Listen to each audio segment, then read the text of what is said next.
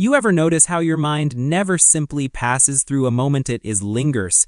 How one thought quietly opens a door, and behind it waits another question, then another, until your mind feels like a hallway with lights still on at 2 a.m., while others move on. Your thoughts stay back, replaying words, examining silences, weighing meanings that were never spoken out loud. People say you think too much, but what they don't realize is that your mind isn't restless. It's a precise, and psychology says this isn't a weakness. It's actually a very rare high-value mindset trait. The world loves simplicity, quick answers, clean labels, fast confidence. So when someone pauses, reflects, or questions deeply, society calls it doubt, anxiety, or insecurity. Overthinkers are told to relax, as if depth is something to switch off. But psychology flips this story completely. Overthinking isn't a malfunction, it's what happens when a brain refuses to accept half-truths. Research shows that overthinkers don't struggle because they think too much, they struggle because they think deeper than most systems are designed to support. Overthinkers possess exceptional cognitive depth.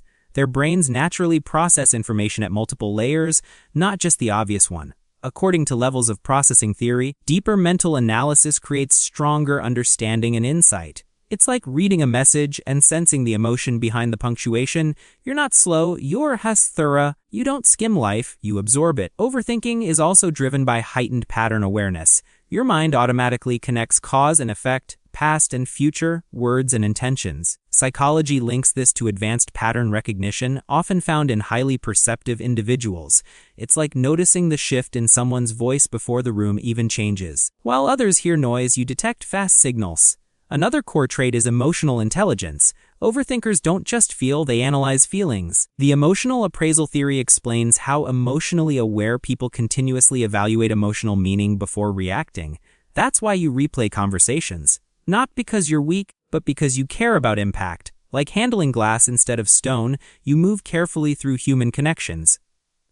Overthinking is also the brain's way of protecting the future. Neuroscience calls this perspective cognition, the ability to mentally simulate what might happen next. Your mind rehearses outcomes so you're not caught unprepared. It's like checking exits when you enter a room. Not fears, foresight. Overthinkers often carry high internal standards. Self-discrepancy theory explains that people who reflect deeply are driven by alignment between values, actions, and identity.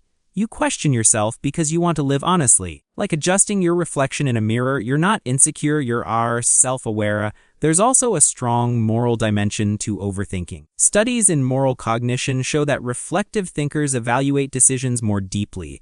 You revisit choices because you don't want to drift through life unconsciously. You choose responsibility over comfort, and that takes strength most people never practice. Here's the truth no one tells you. An overthinking mind is not chaotic, it says an unfinished architecture. It builds slowly, carefully, intentionally.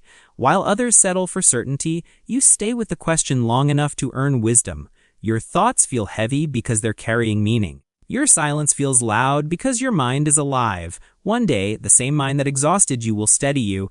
The same reflections that kept you awake will guide you calmly. And the same depth people misunderstood will become the reason they trust your judgment. Because minds like yours don't rush clarity, they grow into EE. So if you overthink everything, understand this. You are not broken. You are perceptive in a world addicted to speed. You are thoughtful in a culture that rewards noise.